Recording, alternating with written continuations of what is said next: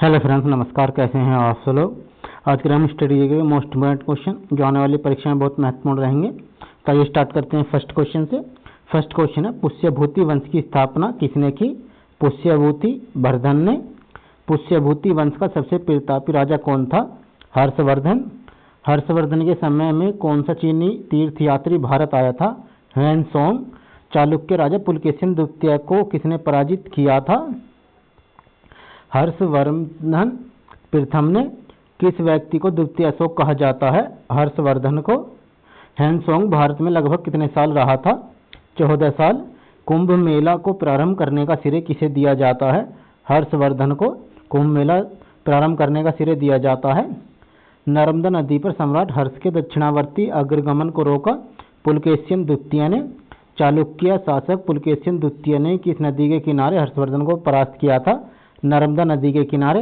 हर्ष के शासनकाल में उत्तर भारत का सबसे महत्वपूर्ण शहर कौन सा था? कन्नौज सबसे महत्वपूर्ण शहर था हर्ष के शासनकाल में। हर्ष की आत्मकथा किसने लिखी थी? बाणभट्ट ने हर्ष की आत्मकथा लिखी थी। हर्षवर्धन अपनी धार्मिक सभा कहाँ किया करता था? प्रयाग में। हर्षवर्धन की राजधानी थानेश्वर किस प्रदेश में स्थित है? हरियाणा में थानेश्वर स्थित है। हर्ष ने 606 ईसा पूर्व में हर्ष संवत की स्थापना किस उपलक्ष्य में की थी? अपने राज्यारोहण के उपलक्ष्य में। ह्वेनसोंग की भारत में यात्रा के समय सूती कपड़ों के उत्पादन के लिए सबसे प्रसिद्ध नगर था मथुरा। कवि बाणभट्ट निवासी था थानेश्वर का। कवि बाणभट्ट निवासी था। नागानंद का रचनाकार कौन था? हर्षवर्धन।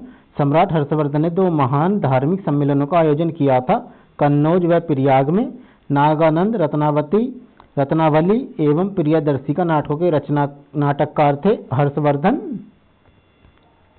गुर्जरों को किस शासक ने पराजित किया? हर्षवर्धन ने। आज भी भारत में ह्वेनसोंग को याद करने का मुख्य कारण है सियूकी की रचना। ह्वेनसोंग ने किस शिलादित्य कहा था? हर्षवर्धन को ह्वेनसोंग ने शिलादित्य कहा था।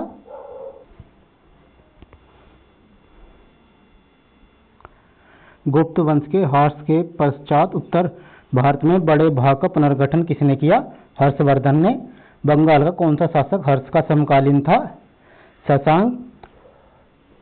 वह अंतिम बौद्ध राजा कौन था जो संस्कृत का महान विद्वान और लेखक था? हर्षवर्धन संस्कृत का महान विद्वान था। हर्षचरित्र किसके द्वारा लिखी गई थी? बाणभट्ट द्वारा हर्षचरित्र लिखी गई थी।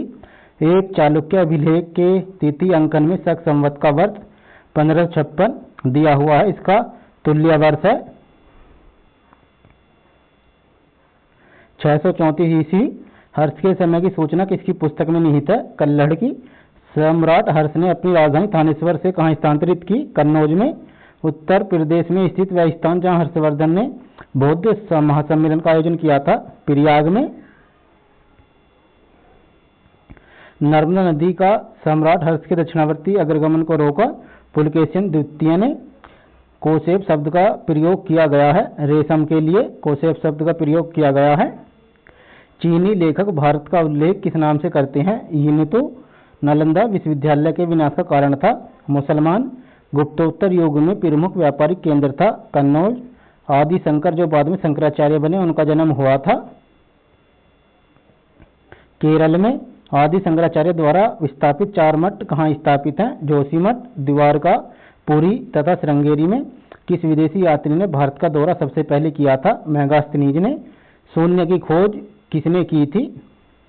शून्य की खोज आर्यभट्ट ने की थी। महापाषाण संस्कृति 1500 ईसा पूर्व एवं 1000 ईसा पूर्व हमें दक्षिण भारत के उस ऐतिहासिक युग से परिचित कराती है जब महापाषाण काल में उपयोग में लाए जाते थे बड़े पत्थरों से घिरी हुई समाधियां। किस पुस्तक का 15 भारतीय और 40 विदेशी भाषा में अनुवाद किया जा चुका है? पंचतंत्र का। न्यूमिस्मैटिक क्या है? न्यूमिस्मैटिक सिक्कों एवं धातुओं का अध्ययन है। हितोपदेश के लेखक हैं नारायण पंडित। नाट्यशास्त्र की रचना किसने की? भरत मुनि ने। इतिहास के पिता की पदवी सही अर्थों में किससे संबंधित है? हेरोडोटस से इतिहास की पिता की पद्धति संबंधित है। प्राचीन नगर तक्षशिला किसके बीच स्थित था? सिंधु एवं झेलम के बीच। वह अंग्रेज कौन था जिसने सर्वप्रथम भागवत गीता का अंग्रेजी में अनुवाद किया था? चार्ल्स विल्किंस ने। पुरापाषाण काल में आदिमानव के मनोरंजन के साधन थे शिकार। किसकी चाल को लिथिज एज कहा जाता है? ताम्रपाषाण युग को स्वपन वासदत्ता के लेखक हैं। भाग नालंदा विश्वविद्यालय किस लिए प्रसिद्ध था? तर्कशास्त्र के लिए नालंदा विश्वविद्यालय प्रसिद्ध था। उस स्रोत का नाम बतलाएं जो प्राचीन भारत के व्यापारिक मार्गों पर मौन है। मिलिंद पनव आधुनिक मानव के हाल का पूर्वज है। क्रो मैग्नन मनुष्य ईसा की प्रारंभिक सदियों में भारत तथा रोम के बीच घनिष्ठ व्यापारिक संबंधों की सूचना किस पुरास्थल की खुदाई से प्राप्त होती है? अरिकमेडु से। आधुनिक देवनागरी लिपि का प्राचीनतम रूप है ब्राह्मी लिपि। मानव द्वारा सर्वप्रथम प्रयुक्त अनाज था चावल। काव्य शैली का प्राचीनतम नमूना किसकी अभिलेख में मिलता है? रुद्र दमन के अभिलेख में। कौन सा बंदरगाह पोडेकू के नाम से दी परिपल्स ऑफ द एरिथ्रियन सी के अज्ञात नामक लेखक को ज्ञात था? अरिकमेडु को। ताम्रपाषाण काल में महाराष्ट्र के लोग मृतकों के घर के फर्श के नीचे किस तरह रखकर दफनाते थे? उत्तर से दक्षिण की ओर। भीमबेटका किसके लिए प्रसिद्ध है? गुफाओं के शैलचित्र के लिए भीमबेटका प्रसिद्ध है। प्राचीन भारत में कौन सी लिपियां दाएं से बाईं ओर लिखी जाती थी? खरोष्टी लिपि। मालती माधव के लेखक थे भवभूति। मुद्रा राक्षस नामक पुस्तक का लेखक कौन था? विशाखदत्त मुद्रा राक्षस नामक पुस्तक का लेखक था। किस वंश के राजाओं ने खजुराहो स्थित मंदिरों का निर्माण करवाया था? चंदेल वंश के। आबू का जैन मंदिर किससे बना है? संगमरमर से। एलिफेंटा की गुफाएं मुख्यतः किस धर्म के मतावलंबियों के उपयोग के लिए काटकर बनाई गई थी? शैव धर्म के लिए। एलिफेंटा के प्रसिद्ध शैलों को काटकर बनाए गए मंदिरों का श्रेय दिया जाता है राष्ट्रीय कूटों को। अजंता और एलोरा की गुफाएं किस नगर में स्थित हैं? औरंगाबाद में। कोणार्क का सूर्य मंदिर किसने बनवाया था? नरसिंह देव बर्मन ने कोणार्क का सूर्य मंदिर बनवाया था। किस मंदिर को काला पैगोडा के नाम से जाना जाता है? कोणार्क का सूर्य मंदिर। मोहम्मद बिन कासिम ने किस वर्ग को जजिया कर से मुक्त रखा था? ब्राह्मणों को। दिल्ली नगर की स्थापना की थी तोमरों ने दिल्ली नगर की स्थापना की थी। उस शासन का नाम क्या है जिसने विजय स्तंभ कीर्ति स्तंभ का निर्माण कराया था? राणा कुंभा ने। भारत पर पहली बार आक्रमण करने वाला कौन था? अरब। पृथ्वीराज रासो किसने लिखा था? चंद्रवरदाई ने पृथ्वीराज रासो लिखा था। विजय स्तंभ कहाँ स्थित है? चित्तौड़गढ़ में विजय स्तंभ स्थित है। लिंगराज मंदिर की नींव डाली थी ययाति केसरी ने लिंगराज मंदिर की नींव डाली थी। सोमनाथ के मंदिर पर 1025 ईस्वी में महमूद गजनी के आक्रमण के समय गुजरात का शासक कौन था? भीमदेव प्रथम। हिंदू विधि पर एक पुस्तक मिताक्षरा किसने लिखी? विज्ञानेश्वर ने। किस नाटक के कुछ अंश 2.5 दिन का झोंपड़ा मस्जिद की दीवारों पर अंकित हैं? हरि केली के। रानी पद्मिनी का नाम अलाउद्दीन खिलजी की चित्तौड़ विजय से जोड़ा जाता है। इसके पति का नाम था राणा रतन सिंह। विक्रमशिला शिक्षा केंद्र के संस्थापक का नाम है धर्मपाल। पाल वंश का संस्थापक था गोपाल। पाल वंश की राजधानी थी मुंगेर। राष्ट्रकूट वंश का संस्थापक था दंतीदुर्ग। राष्ट्रकूट वंश का संस्थापक था। किस मंदिर परिसर में एक भारी भरकम नंदी की मूर्ति है जिसे भारत की विशालतम नंदी मूर्ति माना जाता है? कंदरिया महादेव मंदिर। किसे एक नया संवत चलाने का यश प्राप्त है? लक्ष्मण सेन को।